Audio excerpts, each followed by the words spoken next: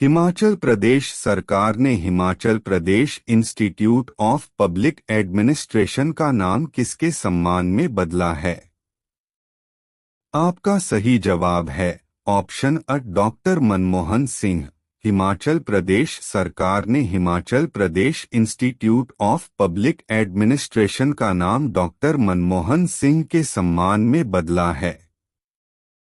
हिमाचल प्रदेश सरकार ने पूर्व प्रधानमंत्री डॉक्टर मनमोहन सिंह के सम्मान में आधिकारिक तौर पर Himachal Pradesh institute of public administration (हिपा) का नाम बदल दिया है।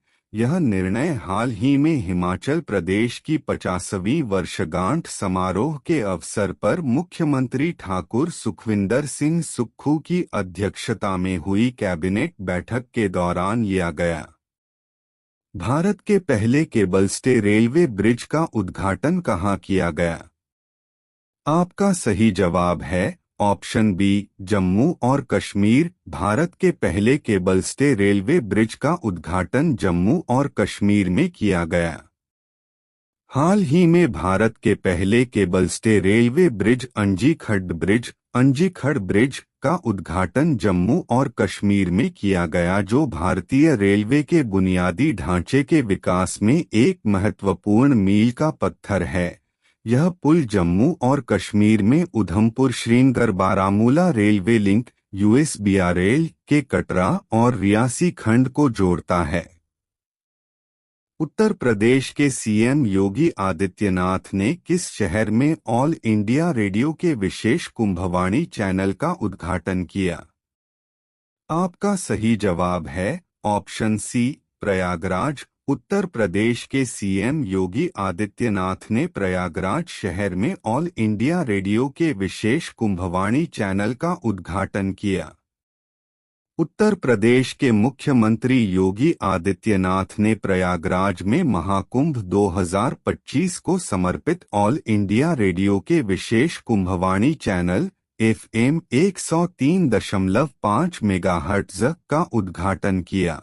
इसके प्रसारण 10 जनवरी 2025 से 26 फरवरी 2025 तक किया जाएगा। एक प्रसारण समय सुबह 5:55 बजे से रात 10:05 बजे तक है। पीएम मोदी ने भारत के पहले ग्रीन हाइड्रोजन हब की आधारशिला कहाँ रखी? आपका सही जवाब है option D Visakhapatnam. PM Modi ने भारत के पहले ग्रीन हाइड्रोजन हब की आधारशिला विशाखापत्तनम में रखी। प्रधानमंत्री नरेंद्र मोदी ने हाल ही में राष्ट्रीय ग्रीन हाइड्रोजन मिशन के तहत आंध्र प्रदेश के विशाखापत्तनम में भारत के पहले ग्रीन हाइड्रोजन हब की आधारशिला रखी। आंध्र प्रदेश के नवीन और नवीकरणीय ऊर्जा विकास निगम NREDCAP के सहयोग से NTPC ग्रीन एनर्जी लिमिटेड द्वारा विकसित यह प्रोजेक्ट भारत में टिकाऊ ऊर्जा विकास की दिशा में एक बड़ी पहल है। विकसित भारत यंग लीडर्स डायलॉग का आयोजन कहाँ किया जा रहा है? आपका सही जवाब है ऑप्शन अ नई दिल्ली। विकसित भारत यंग लीडर्स डायलॉग का आयोजन नई दिल्ली में किया जा रहा है। केंद्रीय युवा कार्यक्रम एवं खेल तथा श्रम एवं रोजगार मंत्री डॉक्टर मनसुख मंडाविया के नेतृत्व में 10 से 12 जनवरी 2025 तक भारत मंडपम नई दिल्ली में विकसित भारत यंग लीडर्स डायलॉग का आयोजन किया जा रहा है। इस आयोजन का उद्देश्य युवाओं को विकसित भारत के लिए नवीन समाधान प्रस्तुत करने के लिए बेहतर मंच प्रदान करना है। हाल ही में किसे प्रवासी भारतीय सम्मान पुरस्कार 2025 से सम्मानित किया गया है? आपका सही जवाब है option B doctor Syed Anwar Khurshid. हाल ही में डॉक्टर सैयद अनवर खुर्शीद को प्रवासी भारतीय सम्मान पुरस्कार 2025 से सम्मानित किया गया है। बहादुर सिंह सामू भारतीय एथलेटिक्स महासंघ के अध्यक्ष बनेंगे। बीसीसीआई का अगला अंतरिम सचिव देवजीत सैकिया को नियुक्त किया गया।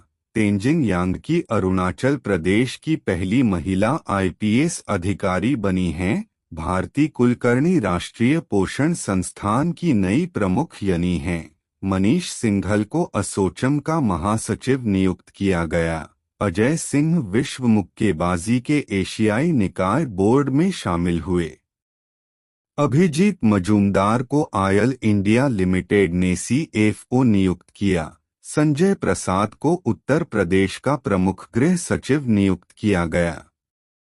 हाल ही में किसने अवैध अप्रवासन को रोकने के लिए प्रतिबंधों की घोषणा की है? आपका सही जवाब है ऑप्शन सी, ब्रिटेन। हाल ही में ब्रिटेन ने अवैध अप्रवासन को रोकने के लिए प्रतिबंधों की घोषणा की है। विश्व नेताओं का शिखर सम्मेलन 2024 लंदन में आयोजित हुआ है। यूके की पहली महिला वित्त मंत्री राधेल रीव्स बनी हैं। ब्रिटेन में भारतीय मूल की सांसद शिवानी राजा ने भगवद गीता पर हाथ रखकर शपथ ली है। मिर्गी नियंत्रण के लिए दुनिया का पहला ग्रेन ट्रांसप्लांट ब्रिटेन में किया गया है। 2023 में दुनिया का सबसे भीड़भाड़ वाला शहर लंदन यना है। ब्रिटेन के पूर्व प्रधानमंत्री डेविड कैमरन को विदेश मंत्री के रूप में नियुक्त किया गया। यूके ने एआई सुरक्षा शिखर सम्मेलन की मेजबानी की है। ब्रिटेन दुनिया का सबसे शक्तिशाली लेजर वल्कन 20 से 20 फीट बनाने की परियोजना पर काम कर रहा है। हाल ही में किस देश की संसद ने जोसेफ ऑन को राष्ट्रपति नियुक्त किया है? आपका सही जवाब है ऑप्शन डी, लेबनान। हाल ही में लेबनान देश की संसद ने जोसेफ ऑन को राष्ट्रपति नियुक्त किया है। जॉन ड्रामानी महामा ने घाना के राष्ट्रपति के रूप में शपथ ली। फ्रांकोइस बायरू को फ्रांस का नया प्रधानमंत्री नियुक्त किया गया। एलिक्स डिडियर फिल्स एन ने हत्ती के नए प्रधानमंत्री के रूप में शपथ ली। डॉक्टर नवीन रामगुलाम ने मॉरिशस के प्रधानमंत्री पद के लिए चुनाव जीता। माझ्या संधू को मोल्डोवा के राष्ट्रपति के रूप गया। ड्यूमा बोको योत्सवाना के छठे राष्ट्रपति बने। लोंग कोंग को वियतनाम का राष्ट्रपति चुना गया। प्रयोयो सुबियांतो ने इंडोनेशिया के राष्ट्रपति का पदभार संभाला। हाल ही में किस राज्य सरकार द्वारा बीमा सखी योजना शुरू की गई है? आपका सही जवाब है ऑप्शन अ, गोवा। हाल ही में गोवा राज्य सरकार द्वारा बीमा सखी योजना शुरू की गई है। 24वीं राष्ट्रीय पैरा स्विमिंग चैंपियनशिप गोवा में हुई। 55वां भारतीय अंतर्राष्ट्रीय फिल्म महोत्सव गोवा में आयोजित किया जाएगा। गोवा में स्वदेशी रूप से विकसित प्रदूषण नियंत्रण पोत समुद्र प्रताप लॉन्च किया गया। World audio visual and entertainment summit 2024 का आयोजन गोवा में होगा। भारतीय नौसेना ने इंस त्रिपुट को गोवा में लॉन्च किया है। गोवा विधानसभा में अनुसूचित जनजाति आरक्षण के लिए विधेयक पेश किया गया। 30 मई को गोवा का स्थापना दिवस मनाया जाता है। हाल ही में कहाँ रोबोटिक प्रणाली का उपयोग करके दुनिया की पहली हृदय संबंधी टेलीसर्जरी की गई है? आपका सही जवाब है ऑप्शन बी, भारत। हाल ही में भारत में रोबोटिक प्रणाली का उपयोग करके दुनिया की पहली हृदय संबंधी टेलीसर्जरी की गई है।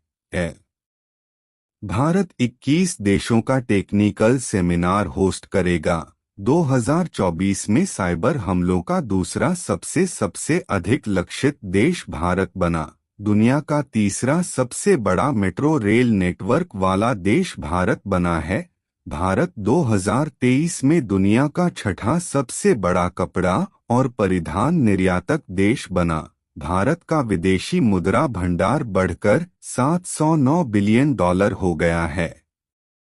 भारत 2023 से 24 में अब तक का सर्वाधिक कोयला उत्पादक देश बना। भारत के पहले बायोविटुमेन राष्ट्रीय राजमार्ग का उद्घाटन नागपुर में हुआ।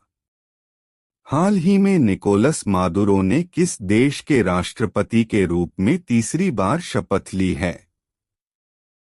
आपका सही जवाब है ऑप्शन सी, वेनेजुएला।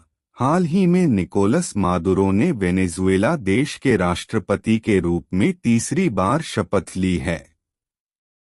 जॉन ड्रामानी महामा ने घाना के राष्ट्रपति के रूप में शपथ ली। फ्रांकोइस बायरू को फ्रांस का नया प्रधानमंत्री नियुक्त किया गया। एलिक्स डिडियर फिल्स एम ने हैती के नए प्रधानमंत्री के रूप में शपथ ली। डॉक्टर नवीन रामगुलाम ने मॉरिशस के प्रधानमंत्री पद के लिए चुनाव जीता। माझ्या संधू को मोल्डोवा के राष्ट्रपति के रूप में चुना गया। ग्यूमा बोको योत्सवाना के छठे राष्ट्रपति बने। लुओंग कुओं को वियतनाम का राष्ट्रपति चुना गया। भारत में हर वर्ष 11 जनवरी को राष्ट्रीय मानव तस्करी जागरूकता दिवस national human trafficking awareness day 2025 मनाया जाता है। इस दिन को मनाने का उद्देश्य मानव तस्करी के मुद्दे पर समाज में जागरूकता फैलाना है। प्रधानमंत्री नरेंद्र मोदी रविवार 12 जनवरी को राष्ट्रीय युवा दिवस नेशनल यूथ डे 2025 पर दिल्ली के भारत मंडपम में विकसित भारत युवा नेता संवाद विकसित भारत यंग लीडर्स डायलॉग 2025 में भाग लेंगे। उत्तर प्रदेश में अयोध्या के भव्य राम मंदिर में रामलला की प्राण प्रतिष्ठा के 1 वर्ष पूरे होने के उपलक्ष्य में शनिवार 11 जनवरी से 3 दिन का विशेष आयोजन प्रारंभ हो रहा है। इस अवसर पर मुख्यमंत्री योगी आदित्यनाथ कार्यक्रम का उद्घाटन करेंगे और रामलला का अभिषेक करेंगे। केंद्रीय गृह मंत्री अमित शाह शनिवार 11 जनवरी को मादक पदार्थों की तस्करी और राष्ट्रीय सुरक्षा पर नई दिल्ली में आयोजित क्षेत्रीय सम्मेलन की अध्यक्षता करेंगे। इस सम्मेलन में मादक पदार्थों की तस्करी के राष्ट्रीय सुरक्षा पर प्रभाव को लेकर चर्चा की जाएगी। राष्ट्रपति द्रौपदी मुर्मू ने भुवनेश्वर के जनता मैदान में 18वें प्रवासी भारतीय दिवस सम्मेलन के समापन समारोह के दौरान विभिन्न क्षेत्रों में उत्कृष्टता के लिए भारतीय वंशियों के विशिष्ट सदस्यों को प्रवासी भारतीय सम्मान प्रदान किया है। भारतीय संविधान के 75 वर्ष पूरे होने के उपलक्ष्य में भारतीय जनता पार्टी की मध्य प्रदेश इकाई 11 जनवरी से राज्यव्यापी संविधान गौरव दिवस की शुरुआत कर रही है। सऊदी अरब के जाने-माने भारतीय चिकित्सक डॉक्टर मोहन सैयद अनवर खुर्शीद को प्रवासी भारतीय सम्मान पुरस्कार 2025 से सम्मानित किया गया है, जो भारत सरकार द्वारा प्रवासी भारतीयों के लिए सर्वोच्च सम्मान है। केंद्रीय मंत्री अश्विनी वैष्णव ने शुक्रवार 10 जनवरी को तमिलनाडु में एक निजी company Syrma SGS technology limited Syrma SGS technology LTD के लैपटॉप कारखाने की आधारशिला रखी है। यह कंपनी ताइवान की माइक्रोस्टार इंटरनेशनल के साथ मिलकर लैपटॉप का निर्माण करेगी। लोकसभा अध्यक्ष ओम बिरला ने शुक्रवार 10 जनवरी को ब्रिटिश द्वीप ग्वेर्नसे में राष्ट्रमंडल देशों के संसद अध्यक्षों और पीठासीन अधिकारियों के साथ बैठक की अध्यक्षता की है। राष्ट्रीय कैडेट कोर के महानिदेशक लेफ्टिनेंट जनरल गुरबीर पाल सिंह ने शुक्रवार 10 जनवरी को नई दिल्ली में विचार और नवाचार प्रतियोगिता का उद्घाटन किया है। हाल ही में डीआरडीओ की ओर से multi layering clothing system design किया गया है, जिसे हिमकावाच नाम दिया गया है। इसकी खास बात यह है कि ये +20 डिग्री सेल्सियस से लेकर 60 डिग्री सेल्सियस तक के तापमान में भी सुरक्षा प्रदान करेगा। उत्तर प्रदेश के मुख्यमंत्री योगी आदित्यनाथ ने शुक्रवार 10 जनवरी को प्रयागराज में स्वतंत्रता संग्राम सेनानी व संवेदनशील जनप्रतिनिधि कमला बहुगुणा जी की प्रतिमा का अनावरण किया है। पीएम मोदी कश्मीर और लद्दाख के बीच साल भर कनेक्टिविटी प्रदान करने के लिए जेडमोर सुरंग का उद्घाटन करेंगे। विकसित भारत यंग लीडर्स डायलॉग 2025 नई दिल्ली में शुरू हुआ। भारत में निर्मित रोबोटिक प्रणाली का उपयोग दुनिया की पहली हृदय संबंधी टेलीसर्जरी करने के लिए किया गया। नीति आयोग के महिला उद्यमिता मंच WEP ने एम्पावर बिज सपनों की उड़ान लॉन्च की। महाकुंभ की भावना को दूरदराज के क्षेत्रों तक प्रसारित करने के लिए यूपी के सीएम योगी आदित्यनाथ द्वारा कुंभवाणी FM चैनल लॉन्च किया गया। हेलो दोस्तों, तो आज है 12 जनवरी 2024 और आज आप देख रहे हैं daily current affair GK quiz. तो ऐसे ही डेली करंट अफेयर के जीके क्विज देखने के लिए आप हमारे चैनल को सब्सक्राइब करें और वीडियो को ज़्यादा से ज़्यादा शेयर करें। धन्यवाद।